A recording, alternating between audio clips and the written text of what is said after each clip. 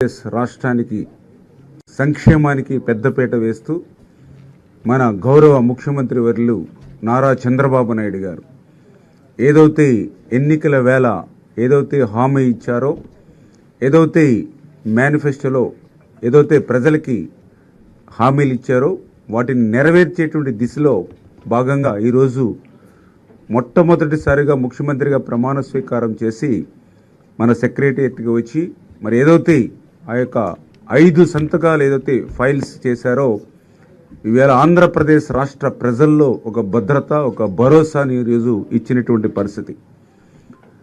ఏదైతే పర్టికులర్గా మీ అందరికీ తెలుసు, ఆ రోజు ఎన్నికల ప్రచారంలో కానీ చాలా క్లియర్గా రేపు అధికారంలోకి వచ్చిన తర్వాత మొట్టమొదటి సంతకం డిఎస్సి మీద ఏదైతే పెడతానని చంద్రబాబు నాయుడు గారు తెలుగుదేశం, జనసేన, బీజేపీ తరఫున ఏదైతే మాట చెప్పడం జరిగిందో ఈరోజు దాన్ని నిలబెట్టుకుంటూ, ఎందుకంటే ఈవేళ యువత అనేది ఈవేళ ఈ రాష్ట్ర అభివృద్ధిలోగా చాలా కీలకమైనటువంటి పాత్ర.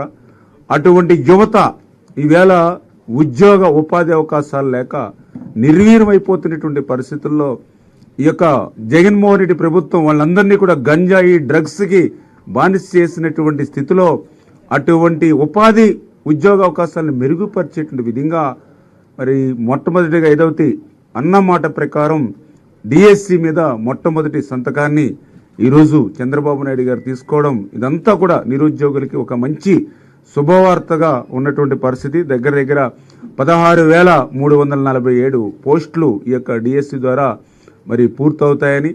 ఎందుకంటే జగన్మోహన్ రెడ్డి గారు ఆ రోజు పాదయాత్రలో పదే పదే చెప్పారు, ఊరు వాడ మెగా డిఎస్సి అన్నాడు, ప్రతి సంవత్సరం కూడా డిఎస్సి అని చెప్పాడు. 5 సంవత్సరాలు అయినాయి, మరి అసలు ఆ డిఎస్సి మాటే ఊసిలేదు. ఎన్నికల ముందు మోసపుచ్చడానికి మాత్రమే డిఎస్సి పేరు చెప్పినటువంటి పరిస్థితి.